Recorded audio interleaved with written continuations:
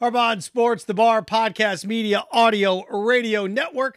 Follow, share, like, subscribe on all of our platforms at Harp On Sports, Twitter, Instagram, Harp On Sports, the Facebook page, Harp On Sports, the YouTube channel, harponsports.com, Spotify, Buzzsprout, and Apple Podcasts. What do we have in store for you on this edition? A little Miami mess? Well, kind of. The University of Miami's faculty is upset with Mario Cristobal's new contract. Welcome to reality, gang. It's been going on throughout the rest of America for 30 years. Going to explain that, dive into that and why. That's just the price of doing business today. Understanding Urban Meyer's mess. You know, I've done a couple podcasts on this in the last few weeks and, it's reaching a boiling point. No, it's not. Why? Shad Khan's the reason why. Why Shad Khan is not firing Urban Meyer. He's just not. Look at that. And also, went to my first Army-Navy game. Got it from my dad a couple years ago for his birthday. Didn't get to go last year because of COVID. Went, New York, MetLife. Remarkable. What that game teaches me about the other big rivalries that I've seen. Florida, Florida State, Alabama, Auburn a couple times. Florida, Florida State a couple times. I mean, Michigan, Ohio State. There's some that I haven't seen. I haven't seen Texas, Oklahoma yet. Notre Dame, Southern Cal, I've seen that. Notre Dame, Michigan, Michigan State. This one is special. Georgia, Georgia Tech, I've seen that. Georgia, Auburn, I've seen that. Why this is special after actually getting to experience it for the first time. Start out with Miami's mess, though. Faculty at Miami upset. Don't like it. Mario Cristobal's $80 million deal over 10 years. And I get it. Miami underwent during COVID this massive structural change. Now, private university, public university, things are a little bit different, right? Well, private universities, private institutions can do what they want for the most part. Things don't have to be made public knowledge. So they can negotiate, cut your money, do all sorts of things with you. Yes, public schools can do that as well. But what happened at Miami? Well, they cut back all this money from faculty. The school made $400 million, and then they went out and gave Mario Cristobal an $80 million deal. And professors and the faculty at Miami are furious. Welcome to life. This has been going on forever. How long has the automotive industry been cutting? You can go back to Flint, Michigan days in the 80s. They've been cutting jobs on the automotive industry since the 80s. Flint, Michigan's a city that it's barely has a pulse because of this. Go back and look at just cuts that have happened in other jobs. Factories closing, 30,000 jobs here, 10,000 jobs here. I mean, in the 90s, it was layoff after layoff after layoff in the automotive industry. Then it went to the big tech industry. Pick a job where there's massive layoffs. People just go and do other things then. You know, tech didn't exist really 30 years ago, not the way it does now. So those people then find another line of work. I've been part of a couple massive ones in radio. Couple massive ones. 2 years ago. Oh, we're going to cut 10%, 15% of our workforce. It happens all the time. So this whole thing, well, they cry poverty, they say they need the money, then they keep it and they pocket it. Welcome to life in 2022. I'd be concerned if I had a student at the University of Miami and their faculty doesn't understand that the university makes money, cuts your benefits, cuts faculty money, and then makes a bigger profit. That happens all the time. Keep wages down, keep profit up. Welcome to business. And look, universities, they do. I work at one. Operate within a bubble anyway. A lot of people that work there operate in a bubble because people have been there for 20 or 30 years, don't understand cuts, don't understand reduction in staff because faculties have gotten nothing but bigger. New education, right? Faculties have gotten bigger over the years. New professors, new things. New forms of study. Look how big computers have grown in 30 years. Other things have shrunk. So especially these professors have been around for 20, 30 years at Miami. How does Mario Cristobal make $80 million when we had to take a pay cut? Welcome to life. That happens all the time. Cuts here, cuts here, cuts here. Bonus. I saw that. CEO of a company I worked got like a $25 million bonus when they cut 10% of the labor force. Actually, it's more than that. That's not right. Of course it's not right. You know what? University of Miami, you don't like Mario Cristobal's deal? There's a solution to this. First day of class next year, all of you organize strike, don't show up. If every professor at the University of Miami is upset about Mario Cristobal's contract, wait till classes start. Don't show up for 2 weeks. You get their attention. That's all you can do is not show up. You got to strike. That's all you can do. Private school will get fired. Well, I don't know what else to do. Complaining about things privately never get anything done. It's not right that he gets an $80 million deal. Well, it's a different budget than yours, right? The athletic department. I was looking at athletics in its own little island. When you start to get into that thing that a coach shouldn't make that much, the faculty should make more money, firefighters and policemen and teachers should make more money. Yeah, you're right. But they don't. Supply and demand. Supply and demand. I agree. Educators should make more, but they don't.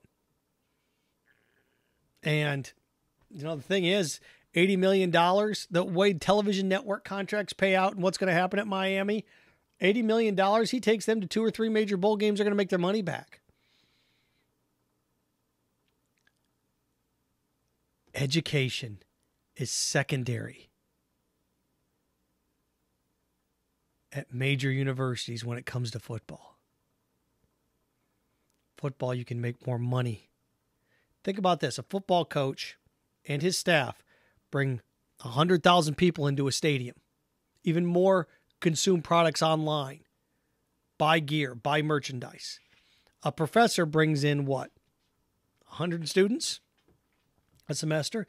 Let's say a professor is awesome and has to teaching massive classes. I don't know how awesome you can be. Let's see a professor reaches 700 kids a semester. Massive class, 700 kids a semester.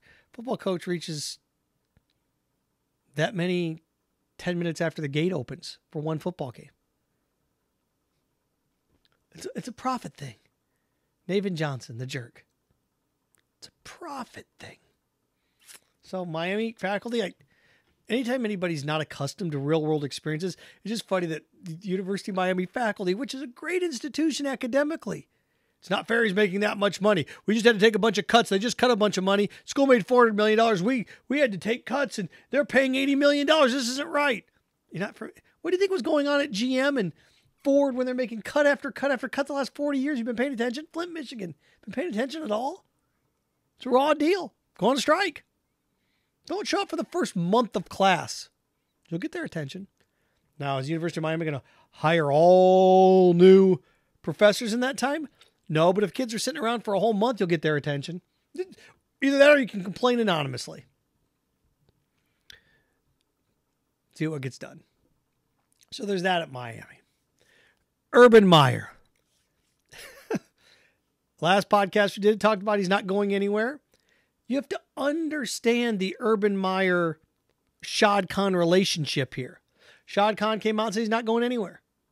Now another story leaks about the assistant coaches and how Urban Meyer's called them out individually. What have you ever won? What have you accomplished? He hired him. It's his responsibility, right? But if you can blame other people for your mistakes, or you get to the point where the buck doesn't stop here, remind you of a certain political figure in the last couple of years? Not my fault. I fired him. I shouldn't have hired him. Made a mistake. My fault. I actually never said my fault, right? Urban Meyer's behaving like our last president, right? It's all their fault. Not me. Their fault. How's Urban Meyer behaving any different than President Trump did? Same approach, right? Not my fault. Their fault. And look, he I said almost reelected, but electoral college-wise, he had a strong run, right? Why is that? Because people buy into it. People in life like to blame other people. Not my fault, it's your fault. Not my fault, that person's fault. Not my fault, couldn't hear you, too loud. Not my fault, traffic. Not my fault, not my fault, not my fault. Easy to blame other people. Again, Shad Khan doubling down on Urban Meyer. Think about this. Dave Caldwell comes in, gets 7 years to run things, right? Is it 7, 8 years when it was all said and done? 8? Couldn't get it done. But Urban Meyer gave him a gigantic leash, Urban Meyer. Shad Khan. Now Urban Meyer comes in. Remember, Tom Coughlin was put into place by Shad to create this structure. Didn't work. Backfired. Now, all the blame that Tom Coughlin got was ridiculous and unfair, but still. Urban Meyer comes in. Shad Khan waited for him. Remember, Caldwell gone. No GM. Shad Khan waited. Trent Baalke and all. Shad Khan wanted Urban Meyer. Shad Khan circled Urban. This is Shad Khan's baby. This concept is Shad Khan's baby. You think Shad Khan's bailing on this after a year? And then I see a report tonight that, those inside think that Charlie Strong would be a leading candidate. I like Charlie, but no. Guys, it's not going to happen. You can wish it to happen. And all this stuff leaking, obviously somebody is leaking things out on Urban Meyer. He's not happy with it. Okay, got to figure out who's doing it. Poison pill. Now the question is, at the end of the year, does Urban clear everybody out, which he will do? Got to find the right person that's doing it. I'm sure he has a pretty good idea who's doing it. So, yeah, is it ugly? You bet. Are people stabbing each other in the back? You bet.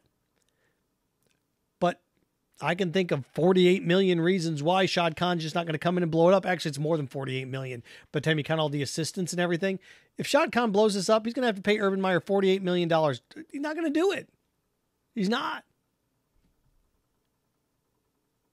They redid Andrew Norwell's contract a couple times to bring him back. Look at that. I mean, they don't want to waste money. Shad Khan doesn't like to waste money. He just doesn't. So if you think that he's going to pay, you can believe it if you want. Go ahead, knock yourself out. I was looking at this, and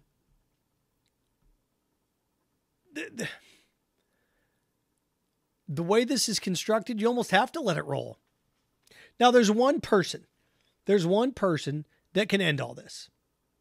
There's one person, seriously, that if he went into Shad Khan's office and said, "Sir, look, it's not going to work out between us." If Trevor Lawrence went into Shad Khan's office and said, "This is not working. I'm not developing. This isn't working." But you look around at Ohio State quarterbacks over the years and the success that they've had. Everybody loves Urban Meyer and Tim Tebow, don't they? Everybody loved Urban and Tim. Urban didn't get credit for that. Then you go collegiately. Look at the job quarterbacks did under Urban Meyer at Ohio State. Pretty good, wouldn't you say? At least I would say they were pretty good over the years. Won a national championship. Cardell Jones, they had some success. So he kind of knows what he's doing there, doesn't he? NFL's a different beast. I get it. Trevor Lawrence is the one guy that can end this. Trevor Lawrence holds Urban Meyer's fate in his hands. If Urban's gone, it's because Trevor Lawrence wants it to be so. If Trevor Lawrence goes in and goes, I like him, I want to keep him around. Not coach's fault. He's not going anywhere. Everybody, look at the media. Look what everybody's saying. Look at all this dissension. The more and more, it's like, it's going to be overwhelming. It's going to be overwhelming. Jacksonville doesn't have that type of media pressure. If this were New York City and this is going on, yeah. Dallas, sure. Chicago, okay. Detroit, maybe. Did you get in a city where there's that much pressure? Maybe. Jacksonville? No. So, here to tell you, Urban, you need to understand that Shad Khan picked him. Shad Khan paid him. Shad Khan did that contract. Shad Khan's not going to give up on that after a year. He's just not. And the Jaguars will have the most cap space in the NFL next year. They'll get Etienne back, which is like, I guess an extra draft pick, another player coming in. Who knows what they're going to do financially? He's going to change some things up? Yeah, he's going to change some things up. If Urban's gone, it's because Urban chose to leave. I don't think he's leaving. I just don't. So, you don't have to believe me. Just watch. Wanted to wrap with this. Army-Navy. Got to experience Army-Navy for the first time in person. Been to a couple Florida State games over the years. A couple Alabama-Auburn games. A couple of Iron Bowls. Michigan State. Michigan-Ohio State. Notre Dame USC. Notre Dame, Michigan. I can go up and down. Georgia Tech. Georgia Auburn. South Carolina Clemson. Been to a lot of them. Nebraska. Oklahoma. Not the rivalry it used to be, but it's pretty big. I know they tried to make Nebraska Colorado something, but it never really stuck while you're out there. I've seen a lot of them, been to a lot of them. There's certain ones I haven't been to. I haven't been to Oklahoma, Texas. Haven't got to experience that. Just haven't. Certain ones I'd love to see. Certain ones don't exist anymore. I mean, I'd like to go to Bedlam once just to check that out. There's a bunch of them I'd like to see. Here's the thing. People talk about what makes a great rivalry, and one of the things that somebody always says when both teams are terrible, like Florida and Florida State were this year, it's like, you can throw their records out the window. Well, if that's the case, Army-Navy's number one. Doesn't matter. Well, the problem with that game is it never means anything. Really? When's the last time Florida State meant something? Like the winner gets to play for the national championship. One team may mean something for, but both teams, rivalries where both teams it means something for, Michigan-Ohio State this year. Michigan-Ohio State about 4 or 5 years ago. Alabama-Auburn, it usually means more than anything else. Texas-Oklahoma over the last 15 years, I would argue, is the one that's meant the most, because the winner of that usually wins the Big 12. Or it's right there at the end. Sometimes Oklahoma State matters. 3/4 of the time it doesn't. Clemson, South Carolina, Notre Dame, USC, well, means Notre Dame gets to make the college football playoff. When USC was running it meant USC gets to play for the national championship. But that's just it. Over the years, the problem with this is it doesn't hold any weight and hold any standard on who gets to go to what. 80% of your rivalries don't mean anything in terms of playing for what? Third place in the SEC? Tell me what. Think about this. Pitt, West Virginia, backyard brawl, great. Okay, well, what's it mean for things? Texas A&M, Texas, Oklahoma. Oh, okay. Texas A&M's gone. Indiana, Purdue. Oh, you can find a bunch of rivalries out there. BYU, Utah. No, the winner of that didn't do anything. So, so that's the concept of rivalries and what they mean and what they matter. This one is just different, and I can try to explain it to you, but you kind of have to be there. I know it's a cop-out, but when you're there, we got there, my dad and I got there 3 hours before the game, and experiencing that, going through that, while all the cadets on the field and the midshipmen and all the pageantry before, you can't get enough of it. It's like, oh, this is so awesome. Just the pageantry and the Joint Chiefs and everybody there. And everybody talks about how they love America. Well, this is America on full display. This is why we get to be who we are. Young men and women that protect us.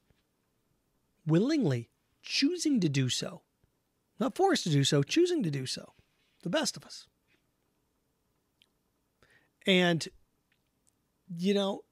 it's a game and, they run the triple option and, okay, so what? So what? You watch movies.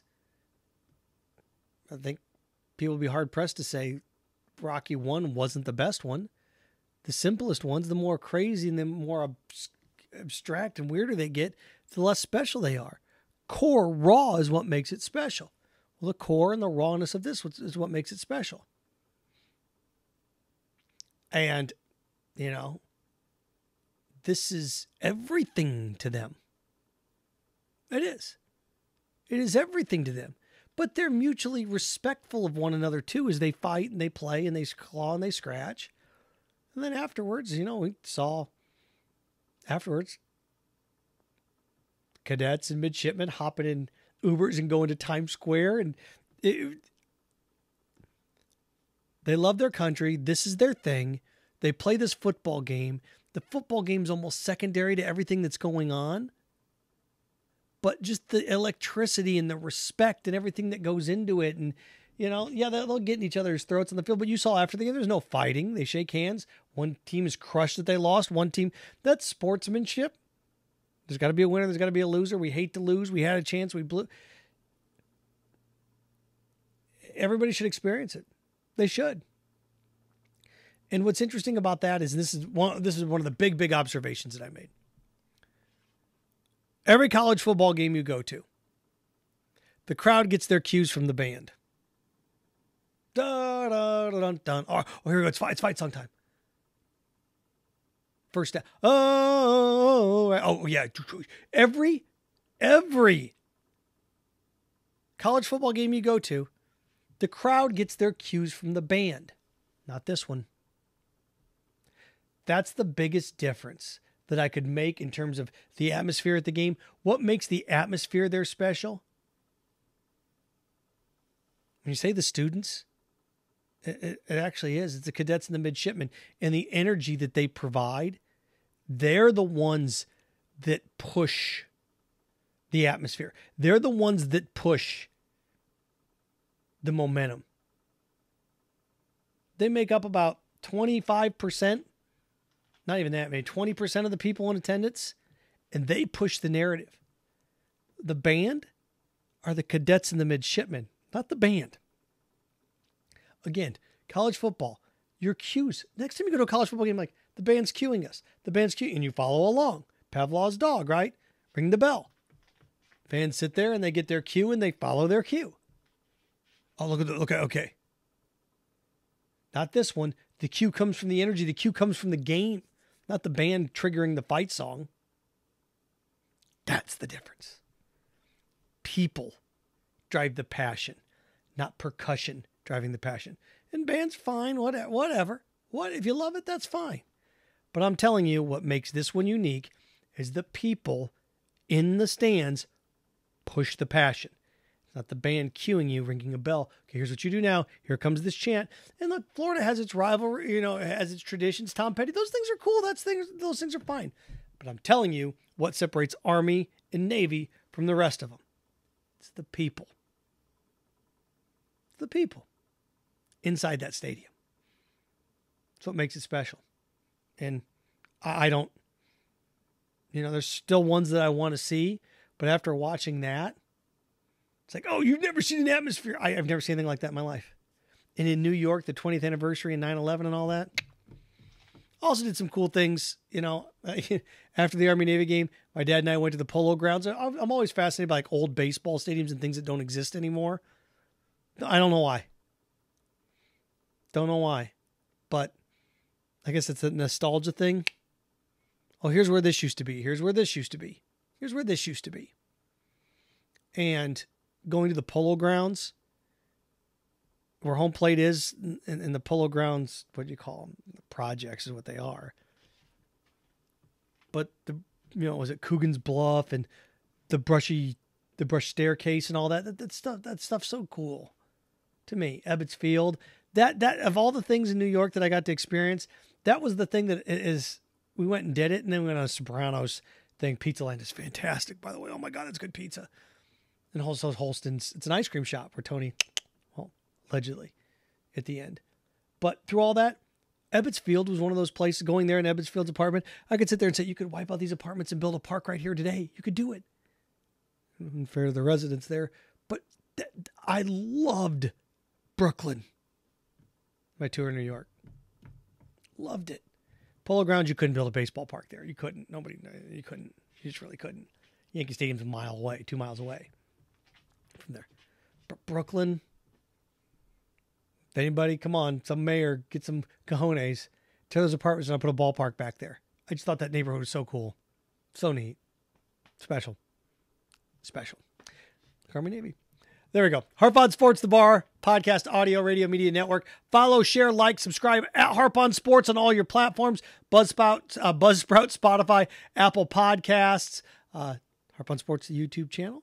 then check out harponsports.com, the new website. Check it out. I'm going to put a cool article up. My weekend in New York with my dad. I got a bunch of pictures, videos, a bunch of cool stuff to show you at harponsports.com. Probably going to get that out there on Wednesday. So there you go. And remember, stay clean, stay focused, stay strong. Frankenstein. Have fun with your friends.